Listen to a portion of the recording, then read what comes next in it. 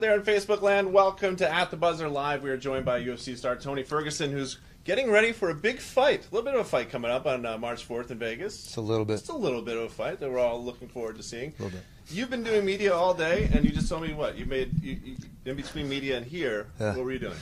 In between media and here, I had to make time to go to 10 Planet Jiu-Jitsu, the headquarters for Eddie Bravo, get in my reps and break a sweat.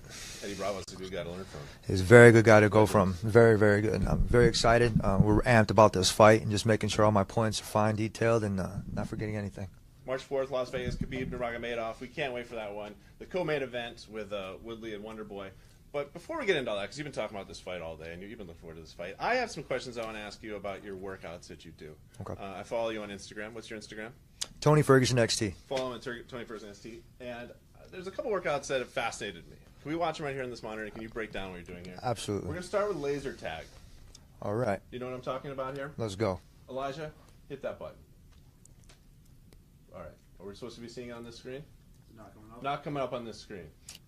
But people are seeing it. So what's this laser tag? Looks good. We have a bang up. There you go. are. Okay, so what's this all about right here? I got a high score. It was actually pretty cool. It was awesome. I'm going to go back there. I'm going to beat that score again. It was at Jump Sky High. Took the idea from Randy Couture.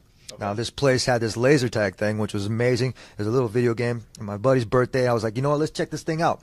I went in there, and it was like Ocean's 11. It was crazy. Got to be able to move around and hit some different things, and it was active rest, man. It was amazing. It was fun. That's a big thing you talk about on your Twitter and Instagram is active rest. What is active rest? Active rest to me is being able to stay mentally tough and be able to hit your points and break a sweat. Okay. Something I've learned a long time ago, especially in wrestling and all my other sports. When you're preparing for this, you have to break a sweat.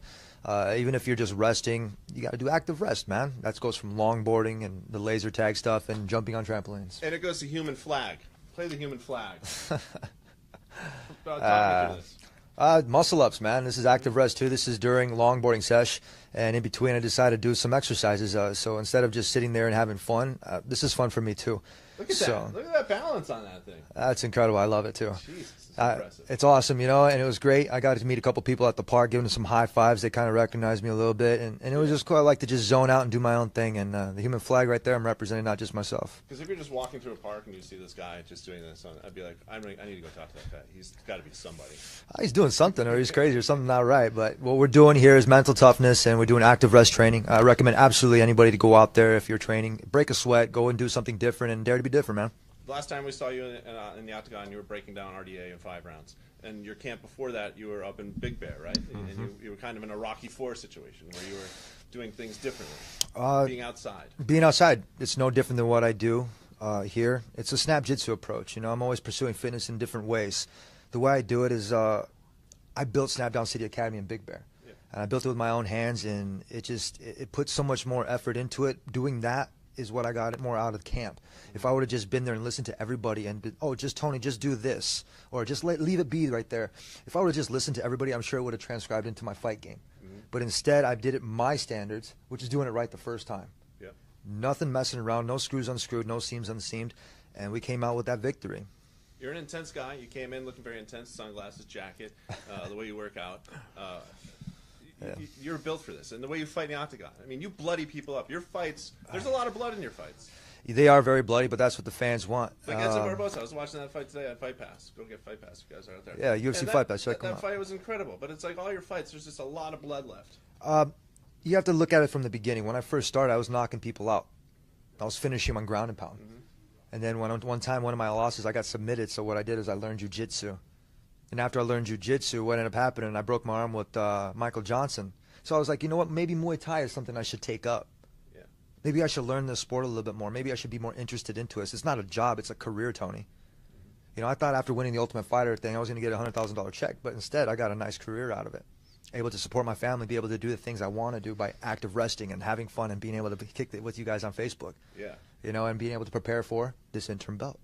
And you were a wrestler in college, right? 2-time All-American. Yep. National champion, what, 165? I was 165 pounds, and I won nationals. I was going to try to go for the 4-time national championships. I ended up hurting our guy at 174 pounds, shot a low single, and he hurt his ACL. And there was a void in that weight class. Nobody else was going to jump up to that weight class. Nobody else was going to cut. Mm-hmm. So I made the decision as a captain of the team to be able to jump up to that weight class. I'm wrestling these guys that are cutting from 194. And I ended up wrestling at 184 pounds because nobody else wanted to do it. I was weighing about 175 pounds, weighing in with 2 Gatorades and a Subway sandwich. And these guys are looking at me like I'm crazy, but I'm handling it. I'm doing everything I had to do, and it's cool, man. Yeah. You know, you guys, my fans are awesome. We got people out there right now. Perry Strickland, you rock, Tony. If you guys are out there on Facebook, leave your questions and comments below, and we'll get Tony here. I appreciate you guys. Lee Zook Robinson says, what will be your strategy to beat Khabib? Lee taking my job. Basically, we're going to make him quit. We're going to put the pressure on. This guy only prepares for 2 rounds as far as his padded record goes. I go 3 rounds, I go 5 rounds, and I'm not a stranger to conditioning. That active rest and doing all these different types of things, mental toughness and ice baths and doing all these things that nobody wants to do is what keeps me inside that octagon and keeps me fresh. And the strategy with Khabib is going to beat him mentally. I've seen this guy quit, and I've seen him cry in the Sambo match. I'm going to do that same thing. I'm going to hit him in the stomach so hard he's going to take a knee, and he's going to ask for me to stop. But the only person who's going to stop is Herb Dean or John McCarthy. So with Khabib, I mean, does it bother you that everyone's like, oh my God, Khabib's ground game's unbelievable. He gets you to the ground, he's unbelievable. What's it say for you? I mean, your ground game is just is incredible. I got 20+ years in grappling. Mm-hmm. I've got much more than that in MMA, and just put all together, I have such like a plethora of different types of things in my toolbox. And no matter what problem this guy presents to me, I'm gonna improvise it if I don't have that right tool, because that's what I do. I'm a contractor. I'm a contractor fighter inside that octagon, man, and I go for a business, and I aim to finish my business. So Khabib's going to have his hands full. Looking forward to putting on a show in Vegas with Khabib. Absolutely, but it's not about doing the show anymore. It's about going in there for that flawless victory. Mm-hmm. It's about getting in there and putting my best effort out there, because what I'm doing out here, my coaches always says, if it doesn't suck, if it's not terrible and you don't want to do it no more, he's like, it's probably not the right thing you should be doing. I'm lifting there, I'm hitting my weights, I'm hitting my strategies, my cardio sessions, I'm hitting my runs at night. I'm doing all these different things that a lot of athletes, they forget about it because they're floating up in the clouds. Mm-hmm. So that being said, my humbleness is taken in a different way, and I remember everything that got me to this position, like being on the Ultimate Fighter and even before, and it's something different with me, and no other fighters have it. Yeah, your Instagram account, it's impressive, and it makes me feel really lazy about myself. It's not supposed to make you feel lazy, but if it does, you know what, you're focusing on the wrong spots. I think I'm not focusing on my self-esteem. I need to bring that up just a little bit. You know what? Listen to the music and watch when I go inside my octagon, when I do my walkout. You know, I don't ever fight with bad intentions. Yeah. I like to go in, I like to be smooth, I like to hit my salsa dance, and I like to do it. Just the other day, there was something went viral. The guy got knocked out dancing too much, trying to hit some mic. He tried to do the garbrandt. Yeah, doing something, man. I don't know exactly what he was doing, but that's not. If it doesn't flow too much with you and you're doing it too much, you're trying too hard, son. You want to get those hit points? Go ahead, man. You're gonna get actually hit. Mm-hmm. But if you do it with finesse and you do it with some suave, like me, rico. The difference is you're having fun with it, and you're emulating something that you practice inside that octagon, inside and out, which is having fun. Yeah. That's the difference between me and everybody. And it's mixed martial arts. Arts is a part of it, and I think you're an artist when you're in there with the movements and the stuff you're getting done.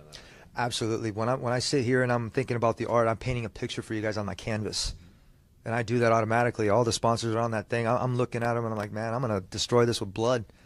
It's like, man, I hope you guys get the pictures before I go out there and fight, because after my fights, like you said, with Edson Barbosa and everybody else, once they reach past these hands, what do they got next?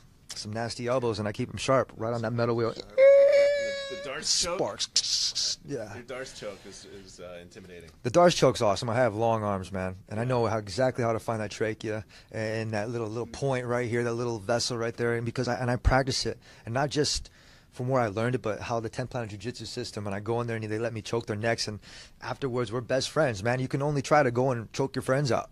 It's crazy, but I'm really good at it. When you feel that coming on, like with Barbosa, when you knew that was coming, your Darce choke was coming, you're like, here it is, it's game time. I got him. Like, you know it's coming, setting it up for it. It's just like chess for me. Yeah. It's just like chess, and I enjoy chess. I don't play checkers. I play chess. It's a man's thinking game.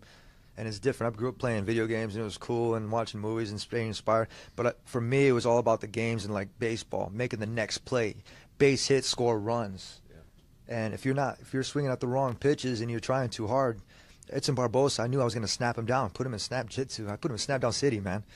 And that guy had nowhere else to go, because as soon as I locked that in there with that gable grip, and I transitioned from a Japanese necktie all the way to a Darce choke, and those guys out there that you know what I'm talking about, he had no chance. He was going nowhere, especially with all that blood and being slippery. Sorry, buddy. So this fight with Khabib, all that stuff you were just saying, by the way, it's just I need to learn some of this stuff. So I just want to get someone in Darce choke, just one. But Khabib said a couple months ago that if you give him your arm, show your arm, he's going to break it.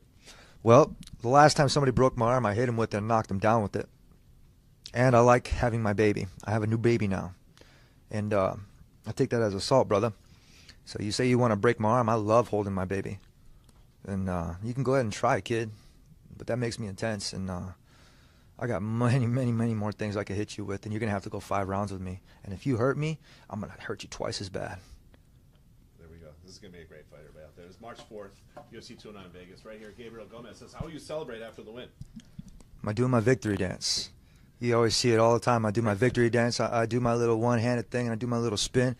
But the victory is always in the back.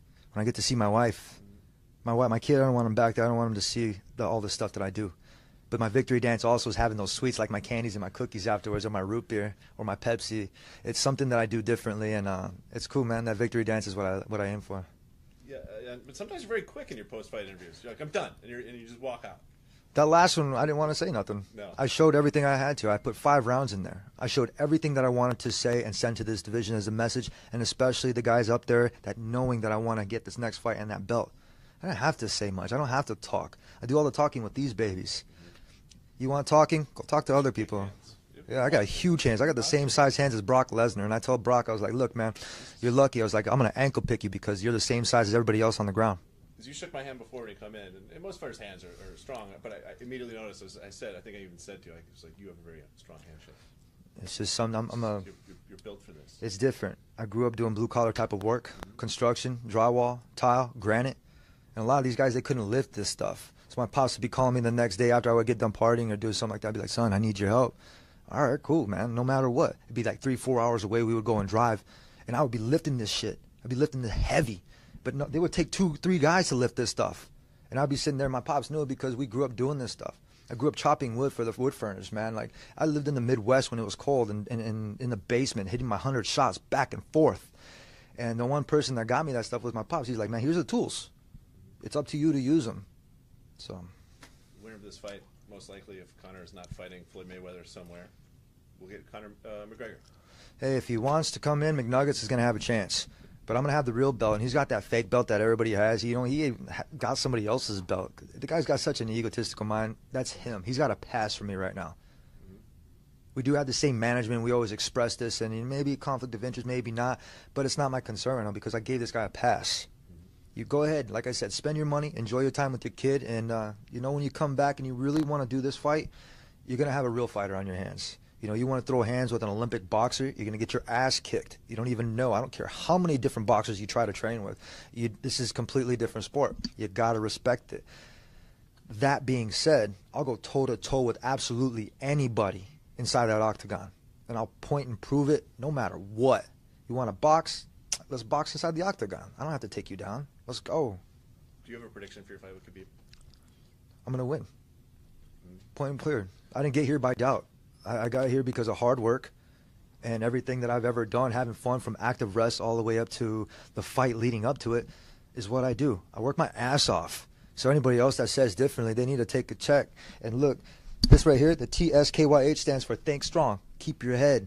Stay focused. All the fighters that are floating up the clouds, you know what? I tie myself down here. Boom. I'm staying stationary because no matter what, if I have the belt or not, I know how to win, I know how to lose, I know how to bounce back and become that championship. It's going to be my belt. I've had a lot of fighters come through here. You're one of the most intense ones in a great way.